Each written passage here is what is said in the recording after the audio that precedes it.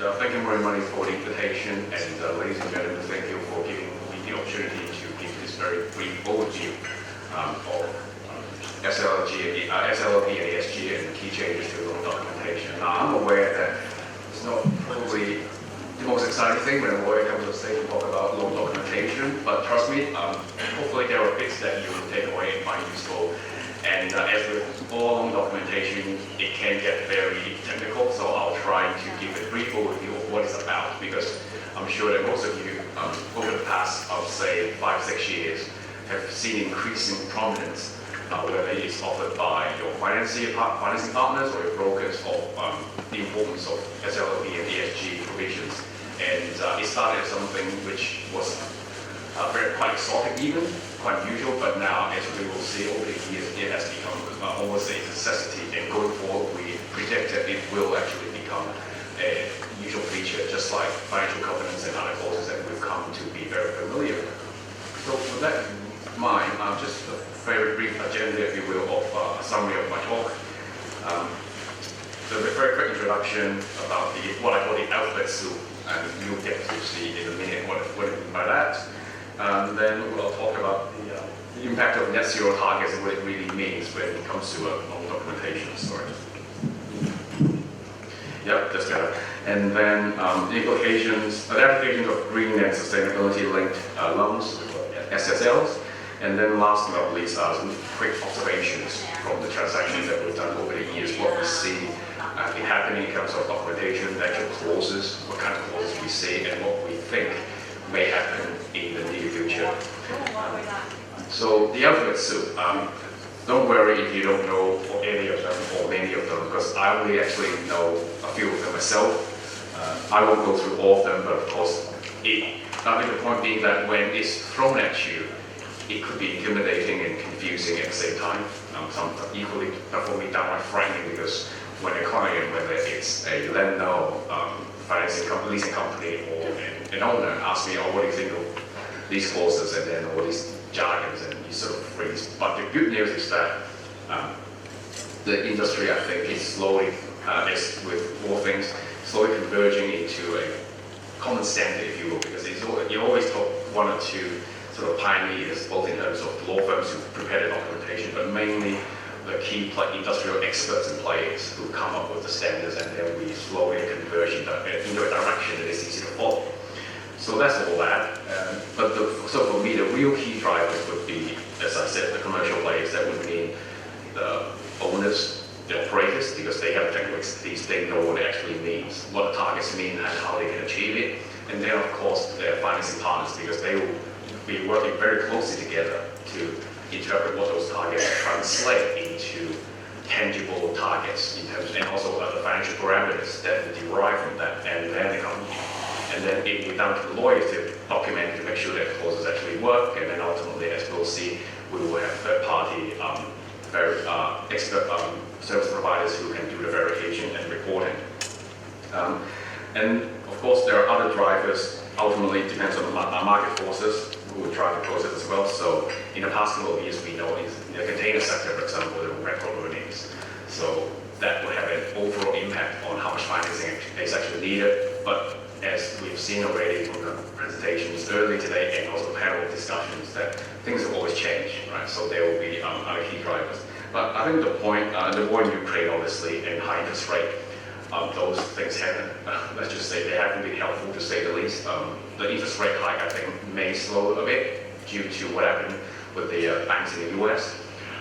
But the fact is, the low interest rate environment is probably, it won't come back for a while. But so we will be in this, it probably stabilize for a bit in this relatively high interest rate environment. So that will again affect appetite. But I think overall message that we try to convey as a firm, because obviously transportation and trade is a huge area of focus of our whole law firm scene now as a whole. So the message that we really wish to convey is that ESG and sustainability, these key themes overall, they won't be going away. It's not the case of like a temporary regulatory change, so that once you sort of get used to it, you can ignore it. It's definitely staying, and it's just a case. So it's up to us to get used to what is becoming market standard. And again, as lawyers, it's up to us to make sure that documents will be familiar to all our clients just a very quick summary, because again, trying to minimize it, we have terms, the zero, net zero terms always thrown around. And these are important for us to know as lawyers as well, because obviously we need to know what our clients or our counterparts are talking about. So in a very, very rudimentary level, again, apologies if this is a bit simplistic to any of you, because again, with lawyers, we try our best to summarize and distill complex concepts so that we understand.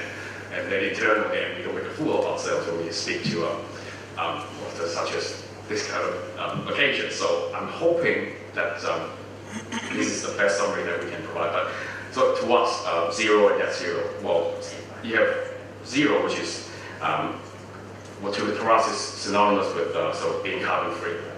So it's no emission. There's supposedly no carbon dioxide emission during energy production. So there's just zero. And then net zero is there is some carbon dioxide, but then you do something to offset it, so that at the end of it, it should be net zero.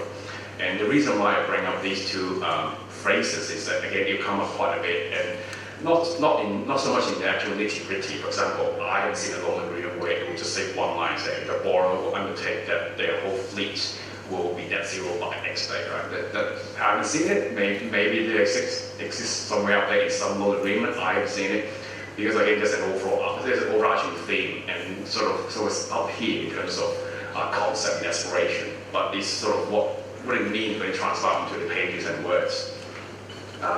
So that's the overall theme, and then we move on to, okay, if you want to achieve either a zero emission or net zero, then what does it mean? Or then the other products, what we have seen, and these two are the main key ones. There are other ones, social loans, and so the ESG, but that's beyond today's discussion.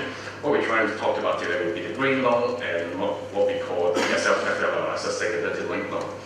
And the key difference is that, well, as you can see in the screen there, the green loan, again, if we have to summarize in one line, green loan focuses on the project itself, the asset, the underlying asset.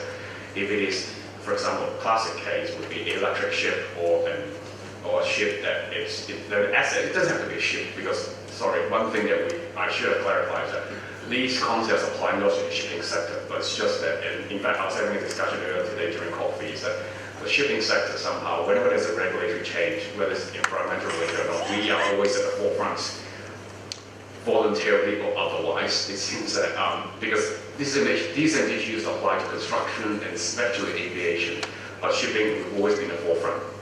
So in this, coming back to what a green loan is, that if the asset itself is green, so it could be, it doesn't have to be an electric ship, it could be an offshore wind generating turbine, it could be any other green asset. So the point of a green loan, to classify as a green loan, the asset itself should be green. And of course, that interpretation will have to be adjudicated independently. It's not we lawyers certainly to come out and say, oh, that's a green loan. So that's that. And then sustainability loan itself is different because it talks about the subject matter being financed may not be totally green per se, but it sets up concern with the sustainability performance of the borrower, so it helps elevate the borrower's overall performance in terms of being sustainable and environmentally friendly. So that's it. And then in a one line, sort of 30-second summary, that's the difference between a loan that is green and a loan that is sustainability linked.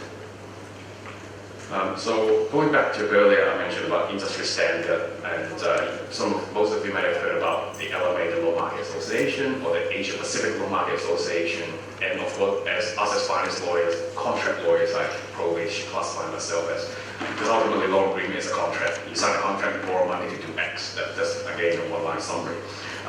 We're very thankful to the LMA and the APLMA because they are the industry drivers in the lawyers perspective, because they work closely with industry experts. And their purpose is to help produce a set of at least standard starting point for negotiations. Because going back earlier, as with all new industry sectors or new industry regulatory regime, what have you, it always starts with somebody who would just have to start from scratch, and then some freehand creative drafting that will require a long negotiation. And once that's up in the market, other partners, other industry players will take note of that, and then it gets circulated. But then, as it goes through each transaction, everyone adds a bit of that into it and takes away a bit, because for example, the first set of documents we started with a fleet of containers, so they have this X type of emission targets, and then it gets passed on to another financier who will finance a fleet of, say, tankers, which is obviously very different than containers. So you have a different setup. So they start tweaking the various terminology and wording and definitions. And as it gets passed around, there will be things that shouldn't be there, and there should be things that shouldn't be there but not there. So we are glad that the LMA and the APLMA have published the Green Loan Principles and the SLLP Principles, as you can see on the screen. You can download them on the website if you're a member, and the latest update is in February 2023, so it's been quite recent, and they've always kept it updated. And it has become the standard benchmark for a lot of our clients and also our counterparties in that.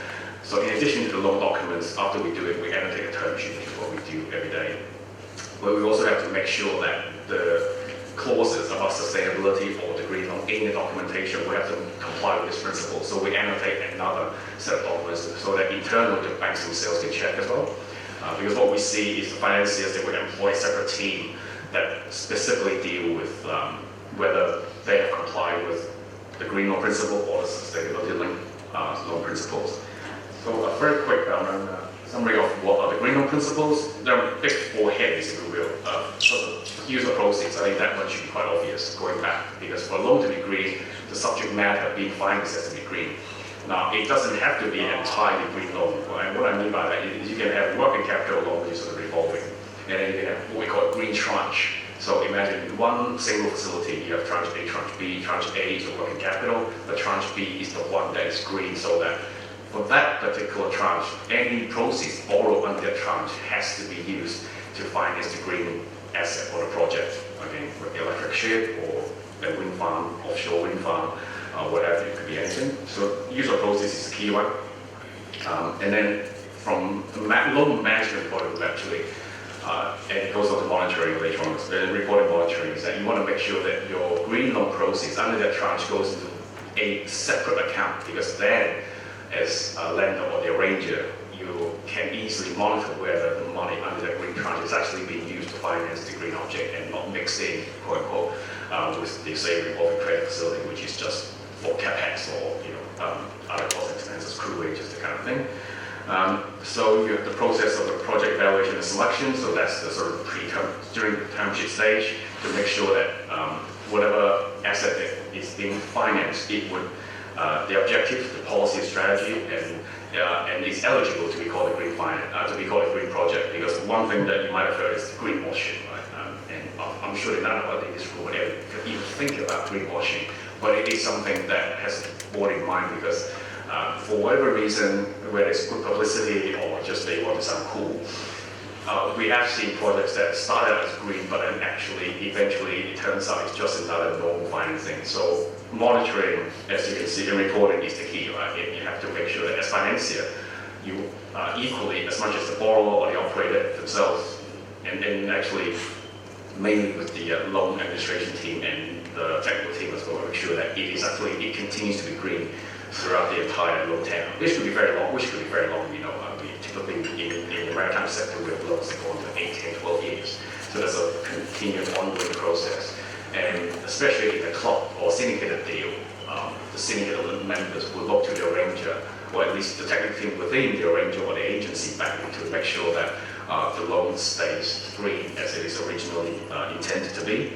So management approaches I talked about, which is to really make sure that to safeguard the greenness, if you will, of the project, you have the separate green tranche proceeds going into that bank account to make sure that you can easily monitor it, especially if it is a construction project as well, because there are milestone payments. So that's the green loan principles, and the SLLP principles is kind of similar, but it's different because going back, the asset itself doesn't have to be green.